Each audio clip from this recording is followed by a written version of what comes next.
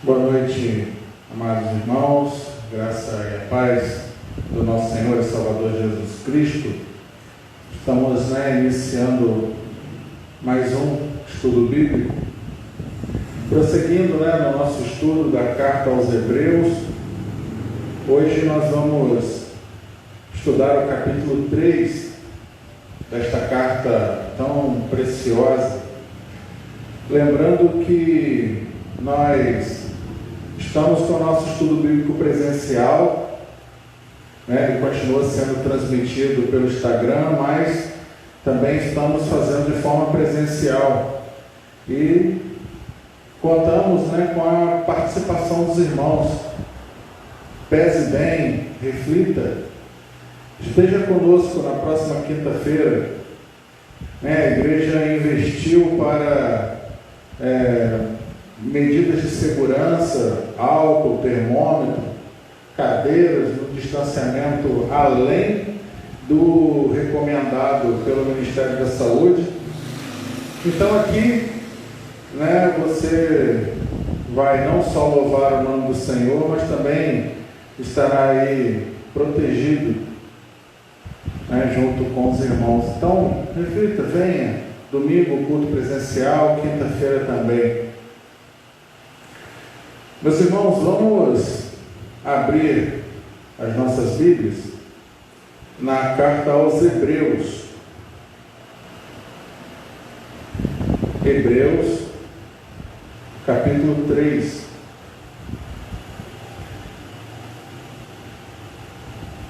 Nós temos aí já avançado na carta aos Hebreus, e como nós já fizemos menção, a carta aos Hebreus ela é uma carta puramente cristocêntrica. Ela fala da superioridade de Jesus. Ela vai enfatizar que Jesus Cristo é superior em vários aspectos, E hoje nós vamos ver aqui que o escritor vai dizer que Cristo é superior a Moisés e vai alertar sobre o perigo da incredulidade e da desobediência. Incredulidade e desobediência. Bem, eu vou ler só um pedaço, o início deste terceiro capítulo, e durante o estudo você fica com a sua Bíblia aberta e nós vamos aí recorrendo à Escritura.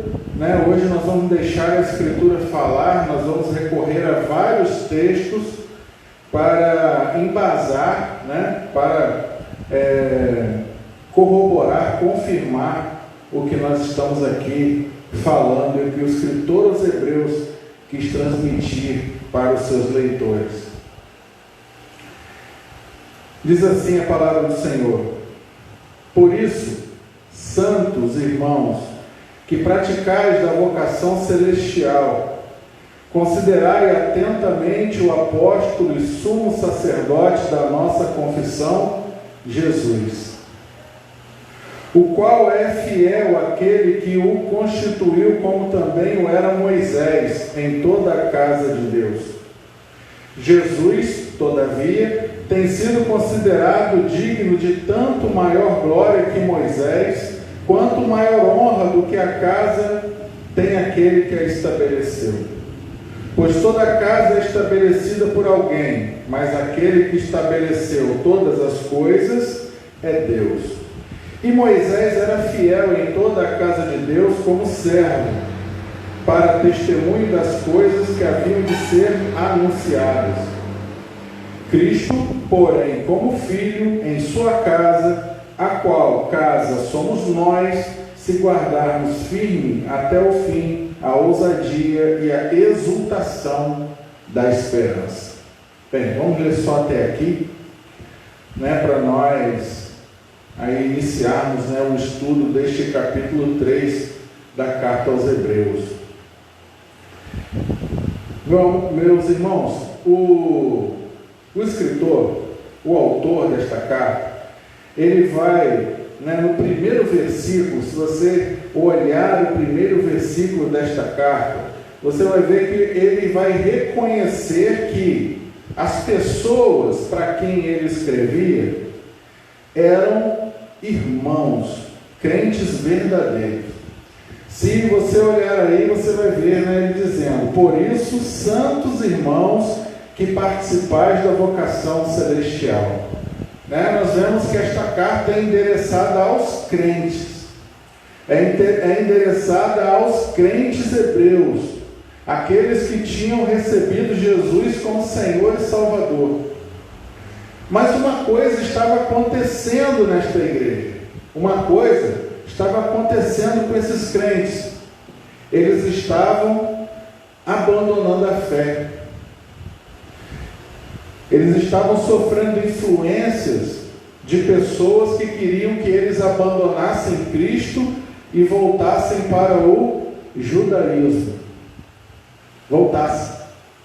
Saíssem da igreja e voltassem para o judaísmo. Meus irmãos, naquela época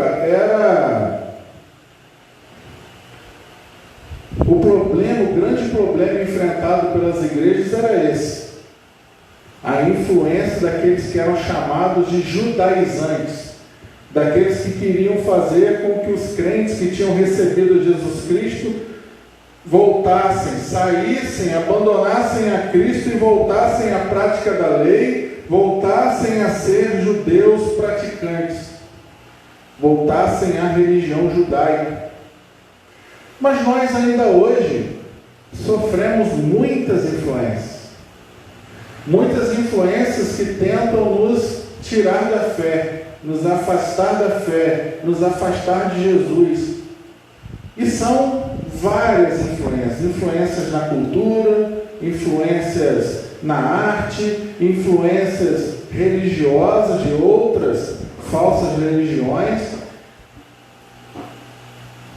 E assim como o autor aos Hebreus lá atrás vai procurar enfatizar a superioridade de Jesus em relação a todas as outras coisas, nós hoje precisamos atentar para a importância da carta aos Hebreus, para que nós também, no nosso coração, entendamos que Cristo, o Jesus Cristo a quem nós servimos, Ele é superior a todas as coisas.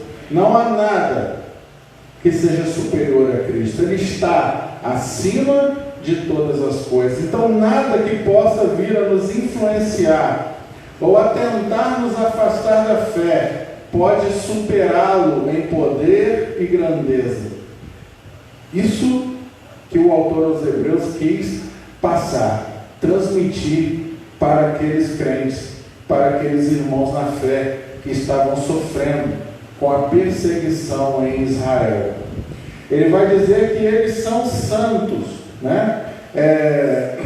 Por isso, santos irmãos, pessoas que foram santificadas pela morte, pelo sacrifício de Cristo, pessoas que foram lavadas pelo sangue de Cristo. E ele vai dizer que eles são irmãos, pessoas que vão integrar, que fazem parte da família de Deus.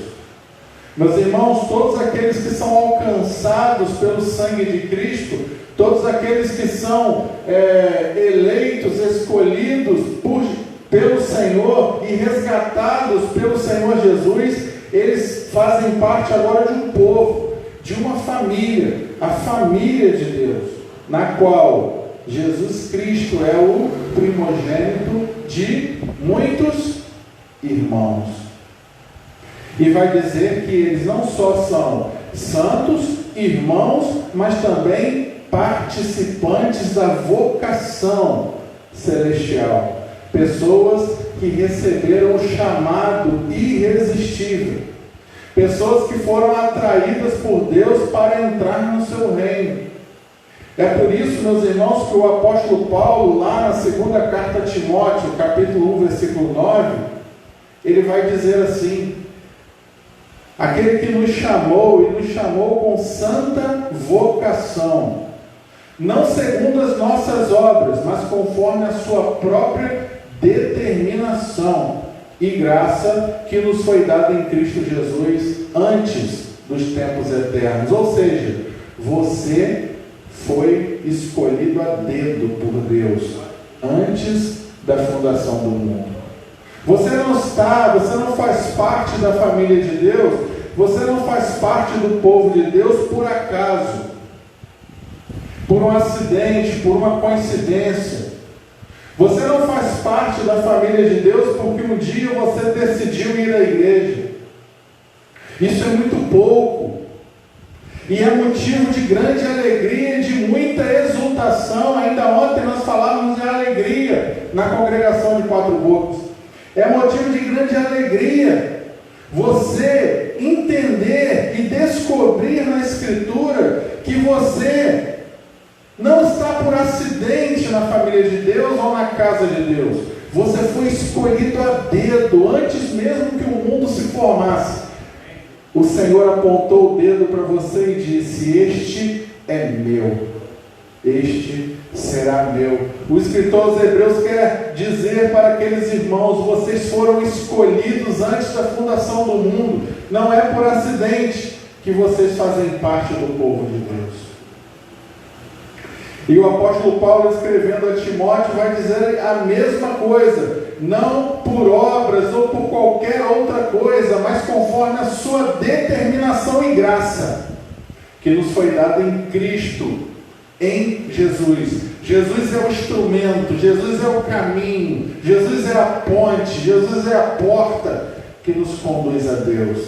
Antes do tempo eterno, antes que o mundo existisse, Cristo já estava programado para morrer por mim e por você, para que nós fôssemos alcançados, justificados por Deus e livres do pecado.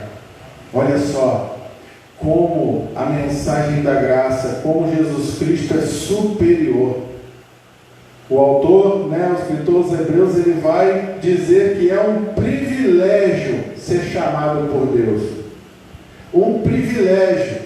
Mas nós não apenas temos o privilégio de sermos chamados por Deus, como também isso também nos dá uma grande responsabilidade.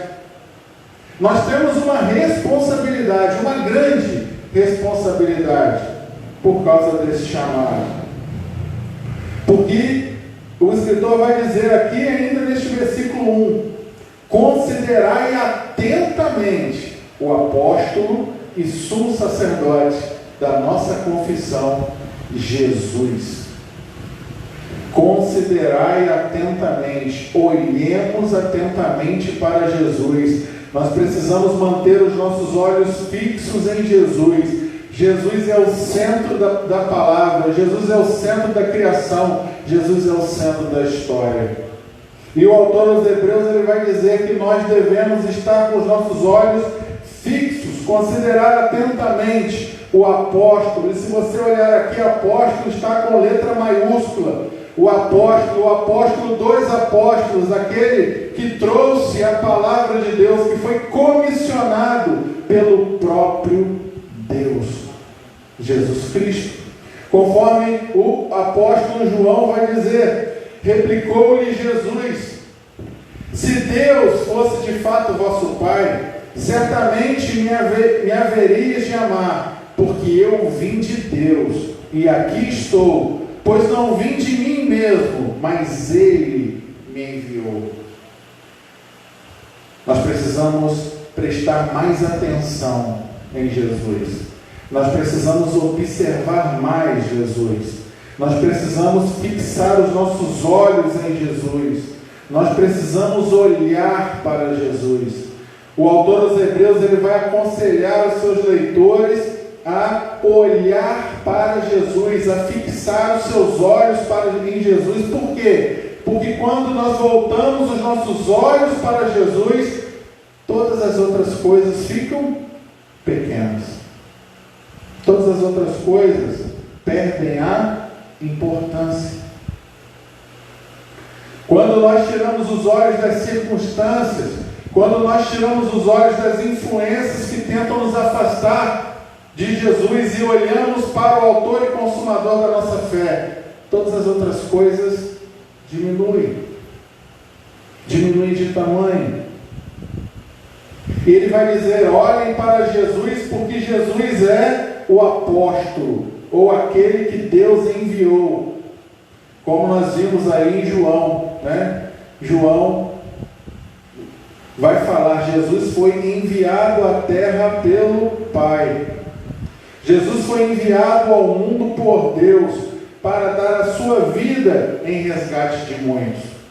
O próprio apóstolo João, na sua primeira carta, capítulo 4, ele vai dizer: nisso se manifestou o amor de Deus em nós, em haver Deus enviado o seu Filho unigênito ao mundo, para vivermos por meio dele. Nisso consiste o amor, não em que nós tenhamos amado a Deus, mas em que Ele nos amou. Ele nos amou primeiro e enviou o seu Filho como propiciação pelos nossos pecados. Jesus é o apóstolo de Deus. Jesus é o sumo sacerdote da nossa confissão. Jesus morreu em nosso lugar. Jesus é o nosso intercessor diante de Deus, como Paulo vai dizer em Romanos 8, versículo 34. Ele, meus irmãos, Jesus Cristo, entendam o que o autor aos Hebreus queria passar para aqueles irmãos. Jesus é o conteúdo, é o centro da nossa confissão. E nós precisamos cada dia mais ser fiéis a Ele, leais a Ele, porque Ele é o nosso Senhor. Portanto, esta noite, que nós possamos aprender com este capítulo 3 da carta aos Hebreus, a olharmos mais fixamente para Jesus, voltarmos os nossos olhos para Cristo. Ele é o centro, a peça central da nossa confissão de fé. Ele é a peça central da Escritura.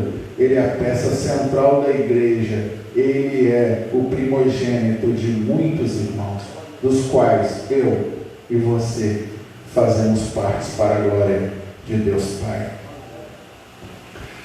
Meus irmãos, mas o escritor aos Hebreus ele vai prosseguir. E nós já falamos que ele estava tentando fazer o quê?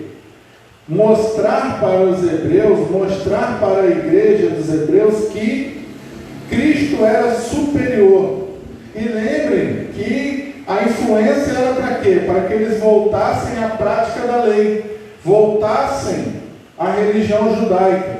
Então o autor aos Hebreus ele vai aqui dizer que nós devemos olhar para Jesus e fixar os nossos olhos para Jesus, porque Ele é superior a Moisés. Ele está acima de Moisés. Se nós olharmos nomes como o pai Abraão, Moisés, Josué, Davi, eles são tidos como grandes nomes, grandes heróis da fé e do povo hebreu. Abraão, Moisés é quem trouxe a lei.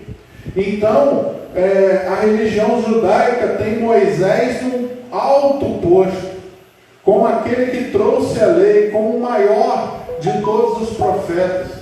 Então, quando o autor aos Hebreus diz, Moisés era servo, Jesus é filho na casa. Então ele vai apresentar Jesus como superior a Moisés, para que aqueles crentes entendessem que a lei teve o seu papel e que Moisés foi um servo que preparou o caminho para a vinda do Filho, para a vinda do Senhor, para a vinda daquele que reinaria, que estabeleceria o reino de Deus e todas as coisas.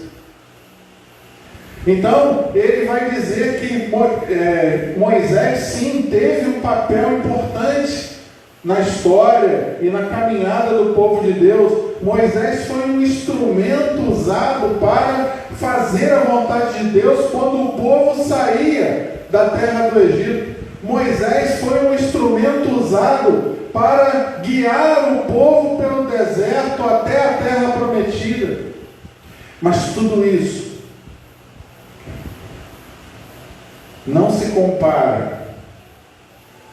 E ele próprio, Moisés, nem tinha essa pretensão de se comparar com o seu Senhor, com aquele que haveria de vir, com aquele que seria revelado.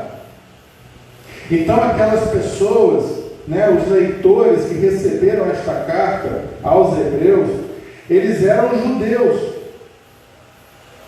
Moisés para ele era um herói, era aquele que trouxe a lei, e a influência de voltar à prática da lei, de voltar a Moisés, era muito forte.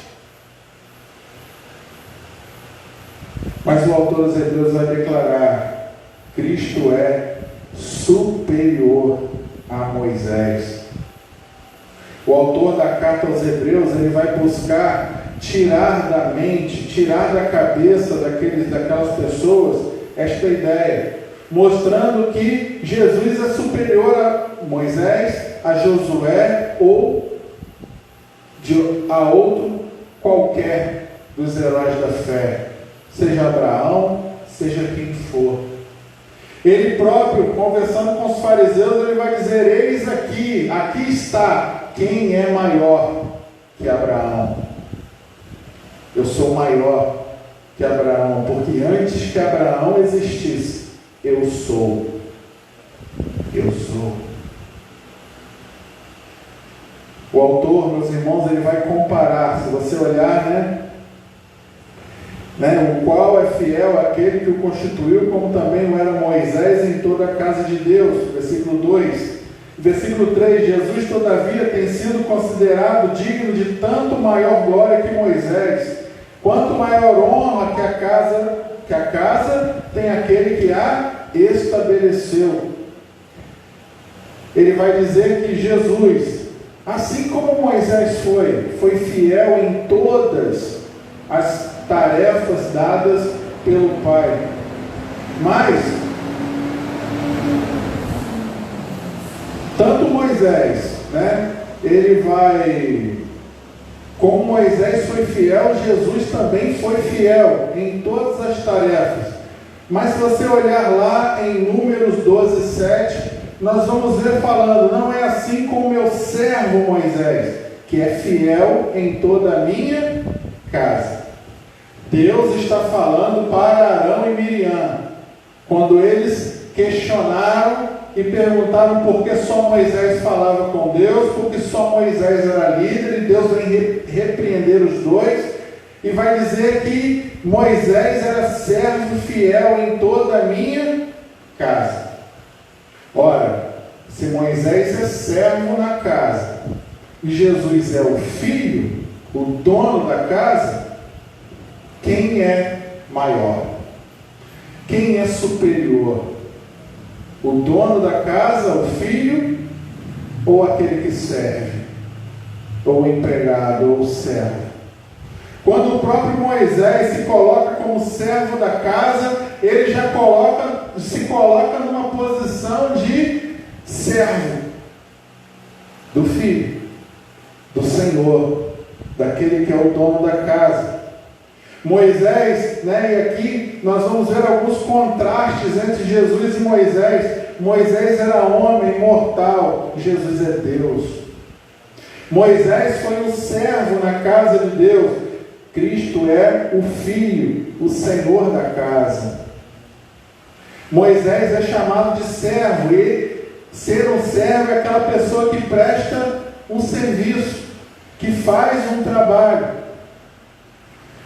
Moisés também, durante o seu ministério, ele vai apontar para Jesus, para alguém que viria depois dele, para um profeta maior que ele, que Israel deveria seguir, deveria obedecer. Meus irmãos, se você abrir a sua Bíblia em Atos, capítulo 3, do versículo 22 a 24, nós vamos ler o seguinte: disse na verdade Moisés: o Senhor Deus vos suscitará dentre os vossos irmãos um profeta semelhante a mim. A ele ouvireis em tudo quanto vos disser. Acontecerá que toda alma que não ouvir a este profeta será exterminada do meio do povo.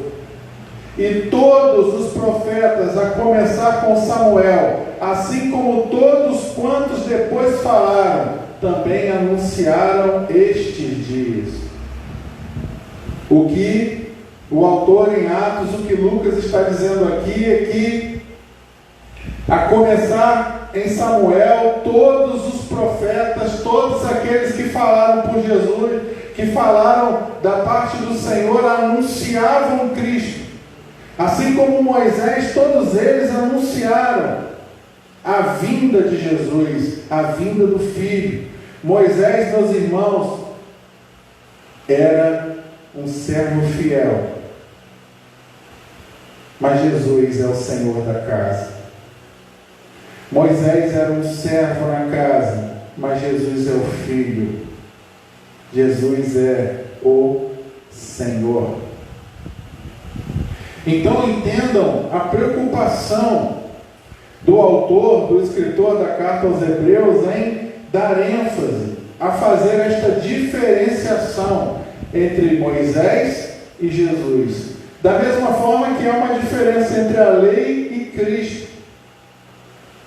Moisés teve seu papel, assim como a lei também teve, mas quando vem o Filho, ele estabelece um novo reino, uma nova aliança. O sangue de Jesus vai inaugurar uma nova aliança, e a antiga aliança, ela vai se desvanecendo. O que é isso? O próprio apóstolo Paulo, ele vai dizer e vai lembrar quando Moisés sobe até o Monte Horebe e se encontra com Deus, quando ele desce trazendo as tábuas da lei, o seu rosto brilhava de tal forma que ele teve que usar um véu. Mas à medida que o tempo ia passando, aquele brilho do rosto de Moisés ia diminuindo. Foi uma coisa passageira, temporária, mas a glória revelada em Cristo, o Filho de Deus, ela é eterna, ela é para sempre, ela jamais acaba. Ele é o sol da justiça, Ele é o Rei da glória. Então, meus irmãos, entendam que não há como comparar, mas aquela igreja estava sendo influenciada, estava sendo atacada por influências, para tentar fazer com que eles saíssem, abandonassem a fé. Mas o escritor, ele vai escrever esta carta, salientando esta superioridade de Cristo, para que eles pudessem entender que eles estavam onde eles deveriam estar. Eles estavam onde eles tinham sido predestinados para estar, escolhidos por Deus para a salvação das suas almas. Mas nós vamos ver neste capítulo 3 uma outra preocupação do autor. A partir do versículo 7, ele vai alertar contra a incredulidade. Fujamos da incredulidade. A incredulidade, meus irmãos, que leva aos questionamentos, que leva a um grave pecado, o pecado da murmuração, da queixa. Ele vai fazer menção aqui, vai buscar lá no Antigo Testamento exemplos, palavras que vão dizer que a igreja aos Hebreus deveria fugir, se afastar da incredulidade. Ele vai lá no Salmo 95 para trazer o Salmo 95. Nós temos enfatizado que o escritor aos Hebreus, ele é um profundo conhecedor do Antigo Testamento, conhecia o Antigo Testamento e vai usar o Antigo Testamento para embasar as verdades. Por quê? Por que isso? Por que ele vai usar tanto o Antigo Testamento? Qual era a finalidade? Para falar sobre a superioridade de Jesus, usar a base do Antigo Testamento, para mostrar que Cristo está presente em toda a Escritura, para mostrar que desde o Antigo Testamento Jesus já vinha sendo anunciado como o Senhor dos Senhores, como o Messias, como o Rei que viria para reinar eternamente. para o rei que sentaria no trono de Davi, e o seu reinado não teria fim, seria eterno. Então, quando ele busca no Antigo Testamento, ele confronta os hebreus dizendo: vocês, muitos dos hebreus não criam e não acreditavam em Jesus. Então, quando ele usa o Antigo Testamento, ele está dizendo: está vendo? O Jesus a quem vocês rejeitam já vinha sendo anunciado desde Moisés, desde Gênesis, até os profetas, até os dias de hoje. Fujamos da incredulidade. Porque, meus irmãos,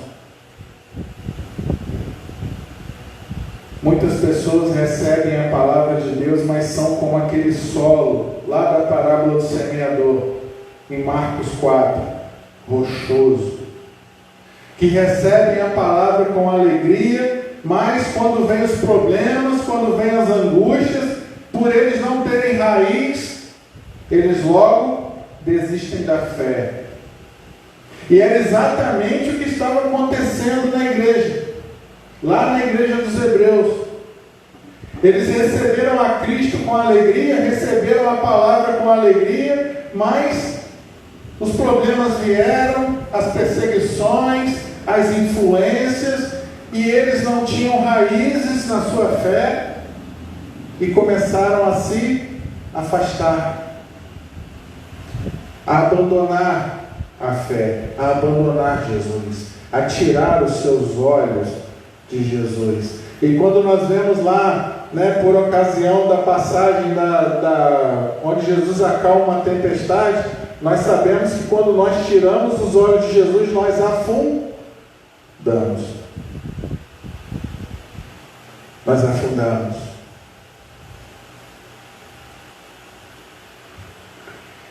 E o Salmo 95, o autor, ele vai se preocupar com os seus leitores para que, se algum deles tiver aquele tipo de solo de coração rochoso, que não tem profundidade, que qualquer sinal de problemas ou de dificuldades abandona a fé. E quantas pessoas nós temos assim nos dias de hoje?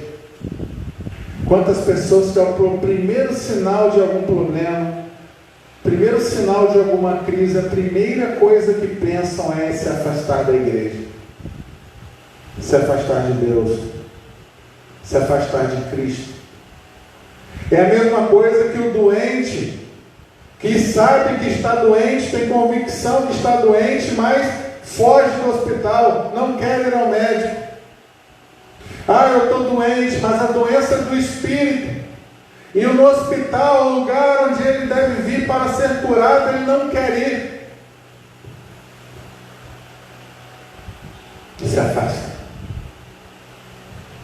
E tira os seus olhos. O Salmo 95 vai dizer: assim, pois, como diz o Espírito Santo, versículo 7, hoje, se ouvires a sua voz, não endureçais o vosso coração, como foi na provação no dia da tentação no deserto, onde os vossos pais me tentaram pondo-me à prova, e viram as minhas obras por 40 anos. Por isso me indignei contra esta geração e disse: estes sempre erram no coração, eles também não conhecem os meus caminhos. Assim jurei na minha ira, não entrarão no meu descanso. Salmo 95.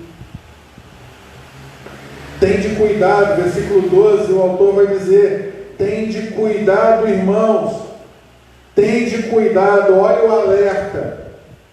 Jamais aconteça haver em qualquer de vós perverso coração de incredulidade que vos afaste do Deus vivo. Cuidado, cuidado. E ele vai dizer que nós devemos, para fugir da incredulidade, para nos afastar da incredulidade, nós devemos nos submeter à autoridade da Escritura. Para evitar esta dureza de coração, nós temos que nos submeter à vontade de Deus. Por isso, né? No versículo 7 o autor vai dizer: assim pois, como diz o Espírito Santo, nós sabemos que o Espírito fala através da Escritura. O Espírito Santo de Deus fala através da Escritura.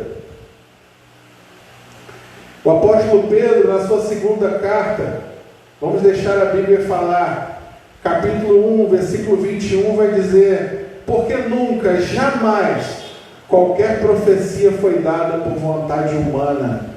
Entretanto, homens santos falaram da parte de Deus, movidos pelo Espírito Santo. E ele vai citar o Salmo 95, né?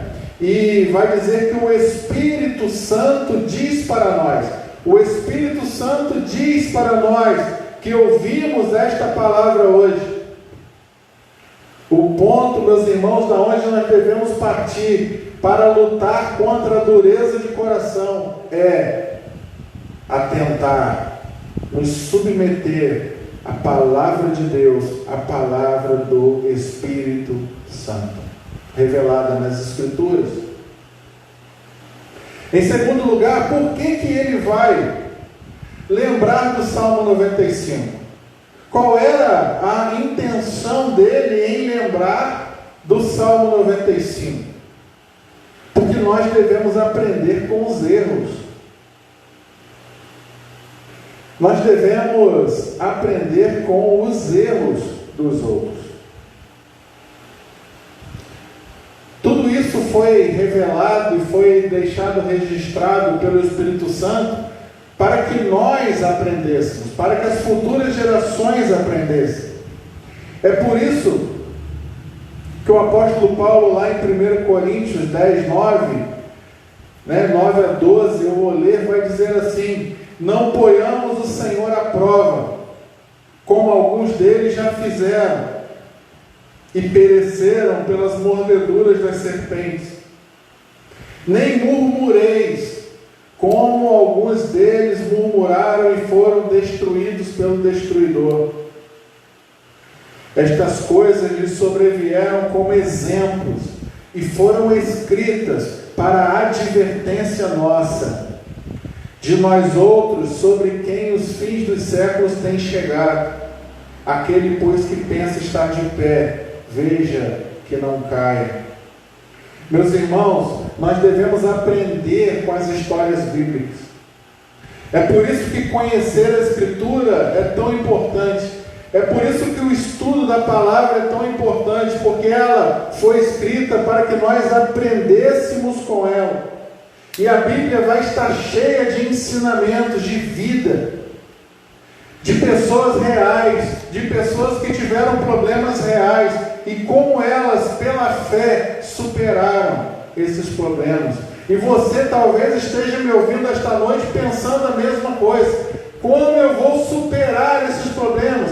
Como eu vou superar estas crises? Em primeiro lugar, o autor aos Hebreus diz: tenha fé, não murmure. Não murmureis, porque murmuração é pecado. Aqueles que foram murmuradores no deserto foram mortos pelas serpentes.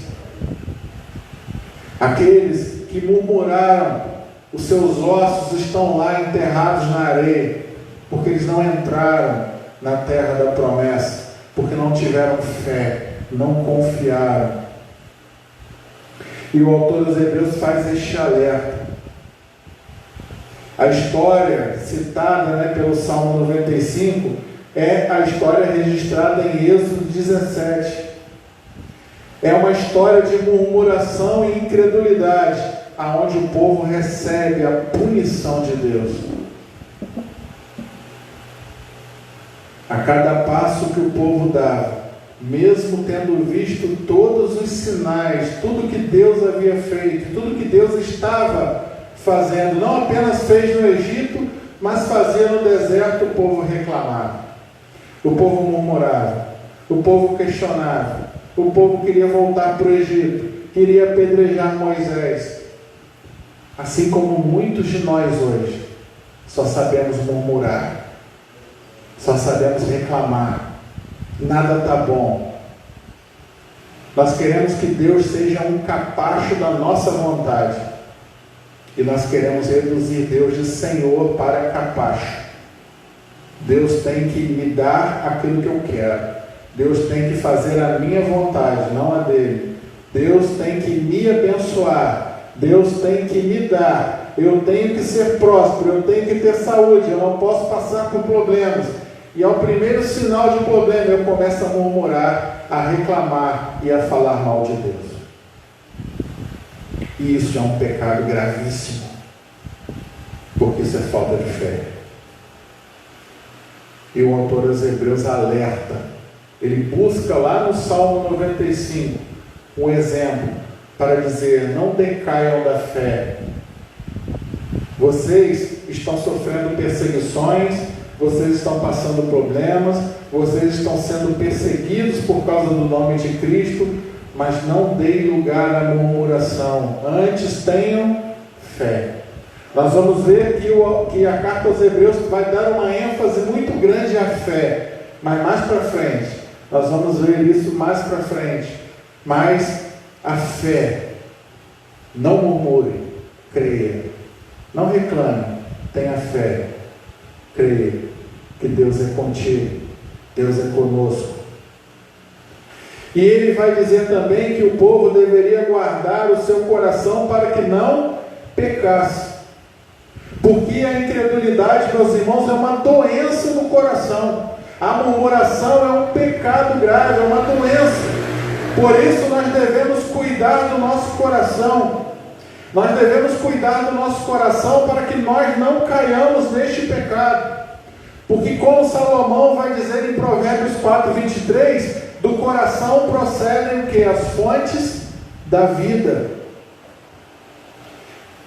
E o salmo precioso de Davi, o Salmo 51, onde Davi, ele escreve um salmo onde ele combatia o seu pecado. E ele vai dizer: Senhor, eu quero combater o meu pecado, eu quero superar o meu pecado, mas para isso eu preciso de quê? De um novo coração. Renova o meu coração, me dá um coração igual ao teu. Eu quero um coração novo, um coração que crê, como diz a música, um coração disposto a obedecer, um coração disposto a cumprir o teu querer. Eu quero um coração igual ao teu. Nós temos, meus irmãos, pelo poder do Espírito Santo, pela ação da palavra de Deus, nós temos que lutar, combater o bom combate da fé, para que nós afastemos do nosso coração o pecado da incredulidade, o pecado da falta de fé. Porque a incredulidade, como o versículo 12 vai dizer, é um dos mais perversos pecados, porque a incredulidade nos afasta de Deus. A incredulidade, a murmuração é um dos mais perversos dos pecados. Eu vou repetir isso várias vezes, porque ela nos afasta de Deus. Nos afasta. Quando o povo murmurava e questionava, chega ao ponto de Deus dizer para Moisés no deserto: Moisés, eu não vou mais à frente deste povo, porque este povo é povo duro, povo que não se curva, povo desobediente, povo murmurador. Eu vou mandar um anjo à frente de vocês, para que eu, na minha ira, não os consuma. A incredulidade, a murmuração desperta a ira de Deus. E ai de nós se não fosse a graça, se não fosse a intercessão de Cristo junto ao Pai, porque nós murmuramos muito. Nós muitas vezes somos incrédulos. E se não fosse pela ação graciosa de Cristo intercedendo junto ao Pai, este chão se abriria e nos engoliria vivos, como aconteceu no deserto, aonde os homens e mulheres caíram vivos no inferno. Reflita sobre isso esta noite. Graças a Deus que Cristo veio ao mundo Graças a Deus que Ele derramou o seu sangue. E Ele é o nosso advogado, intercedendo junto ao Pai por nós. Porque nós somos muito falhos por não conhecer a Escritura e por não termos a fé fortalecida, mas acabamos caindo em murmuração e queixas, quando nós deveríamos ter mais fé. Por isso Jesus vai repreender os seus discípulos, homens de pouca fé. Homens de pouca fé. Quando ele sobe no barco e acalma a tempestade, homens de pouca fé. Por que duvidar? Porque nós, meus irmãos, para vencer a incredulidade, o autor ele vai dizer, nós também devemos, no versículo 10, ele vai dizer, falando sobre como ele se indignou no deserto com o povo, né? Porque aquele povo não conhecia os meus caminhos. Olha o versículo 10, por isso eu me indignei contra essa geração e disse, estes sempre erraram no coração, eles também não conheceram os meus caminhos. Então, para que nós fujamos da incredulidade e para que nós vivamos no centro da vontade de Deus, é preciso que eu, que você, que nós como igreja, conheçamos os caminhos de Deus. E onde nós vamos encontrar? Como nós vamos conhecer estes caminhos? Na Escritura, na palavra revelada. Aqui estão os caminhos, este é o manual de instrução para a vida. Devemos procurar conhecer os caminhos de Deus, porque os caminhos de Deus são diferentes dos nossos.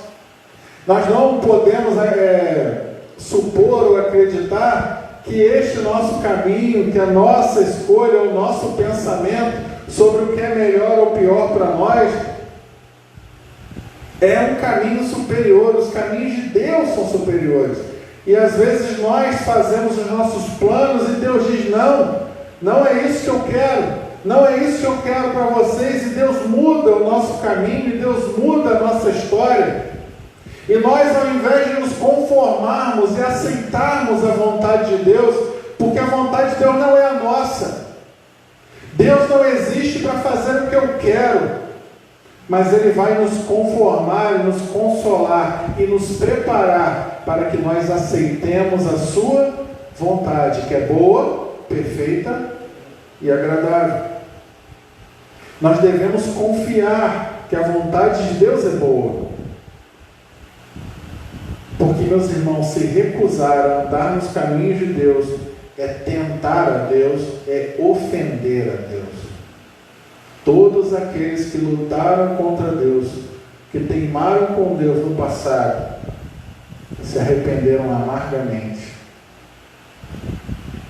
Conhecer os caminhos de Deus é andar nos caminhos de Deus, é aceitar a vontade de Deus, é saber que a vontade de Deus é superior a nós, é saber que a vontade de Deus para nós está acima. Isaías 55, 8 e 9, quando ele diz, os meus pensamentos estão acima, são superiores, assim como o céu está acima da terra, assim os meus pensamentos são mais elevados. E nós precisamos nos esforçar. O autor aqui da carta aos Hebreus, ele vai dizer que nós devemos conhecer os caminhos, né, do Senhor. No versículo 13, ele vai escrever, pelo contrário, exortai-vos mutuamente, cada dia, durante o tempo que se chama hoje, a fim de que nenhum de vós seja endurecido pelo engano do pecado. Para escapar da incredulidade, nós precisamos ajudar uns aos outros. Nesta luta, nós temos que encorajar uns aos outros. Você encoraja o seu irmão, encoraja aqueles que estão ao seu redor, um encorajando o outro. Aqui ele vai dizer que a igreja precisa ter a noção de que é um corpo, que são membros do mesmo corpo, e isso, meus irmãos, tem sido uma luta, um desafio para a igreja de hoje. Entender que é corpo, entender que ninguém é melhor que ninguém, entender que todos são um, que o único cabeça é Cristo. Ele é a figura central, Ele deve ser adorado. Todos nós somos membros do mesmo corpo e devemos nos apoiar. Encorajamento é uma necessidade diária, porque, meus irmãos, o inimigo das nossas almas, ele nos ataca o tempo todo. E às vezes, o seu irmão pode estar pensando em desistir. O seu irmão pode estar sendo atacado e estar pensando em se afastar. E uma palavra sua, uma ligação, uma mensagem, dizer: eu estou orando por você, eu estou junto com você, eu te amo, meu irmão, pode fazer toda a diferença. Toda a diferença. Como a igreja estava sendo atacada, o que o autor vai dizer, o autor da carta aos Hebreus vai dizer: encorajem uns aos outros, se ajudem.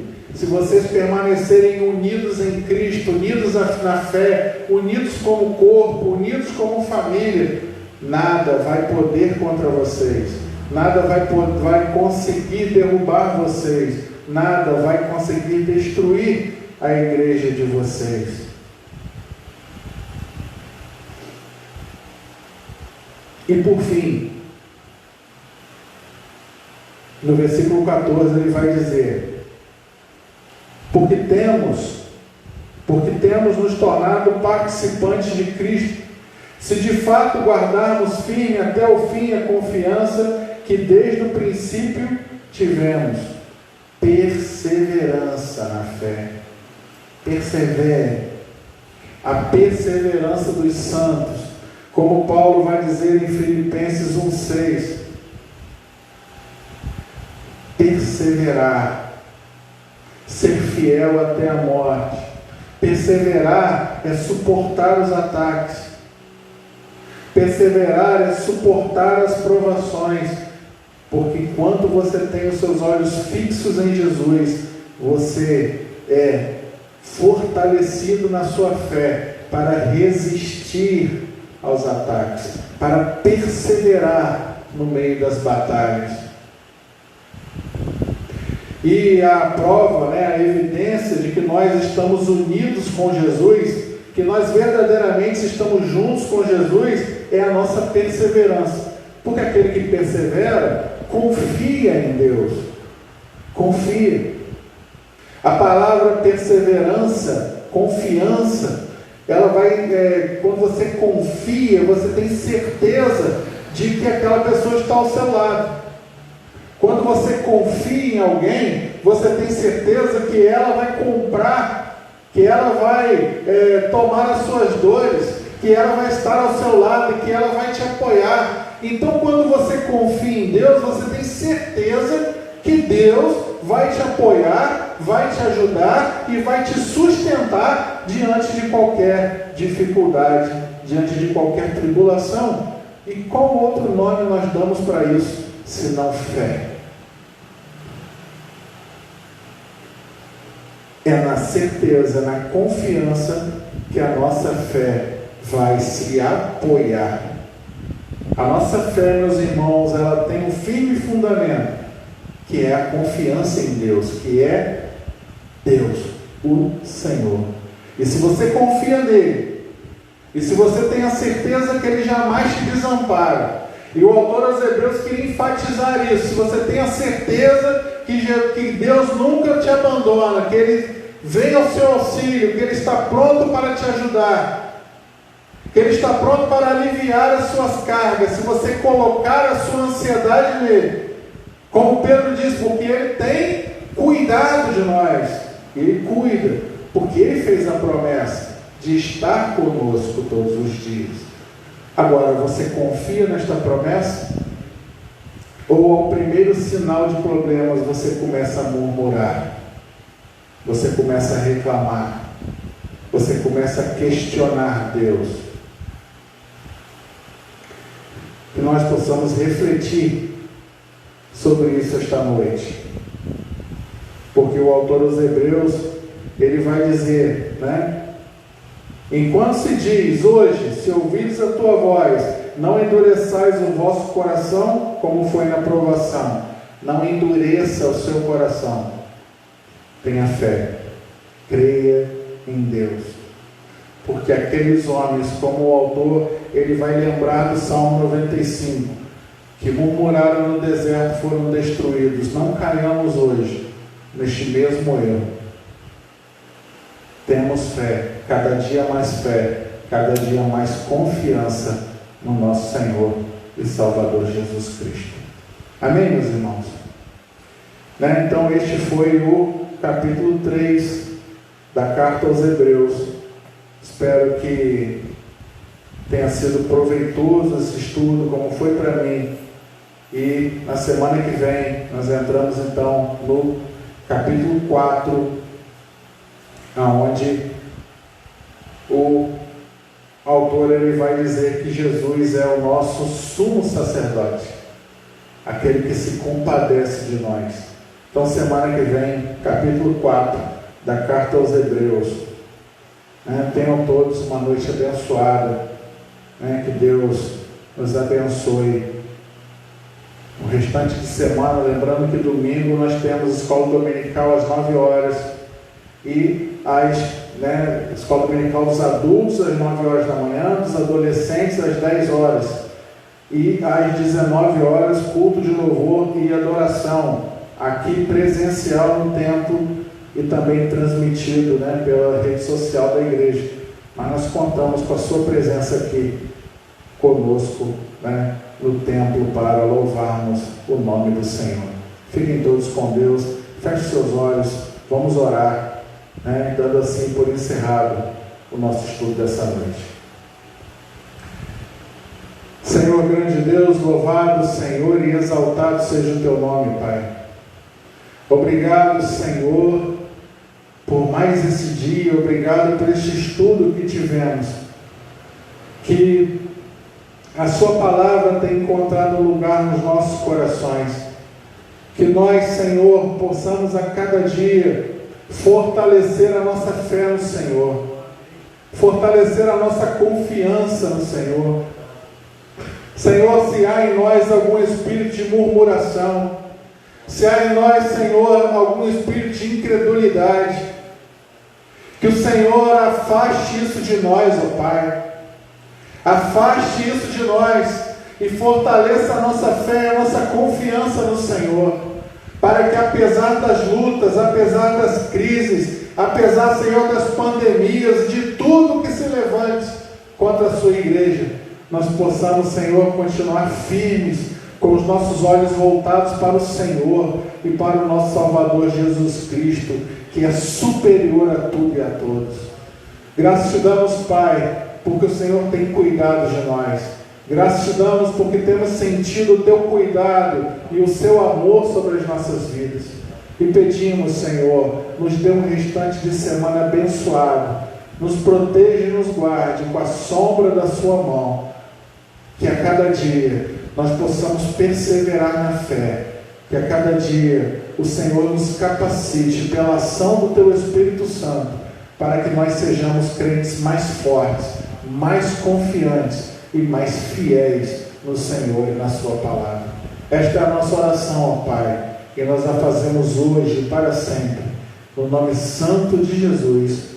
Amém, Senhor. Amém. Deus abençoe.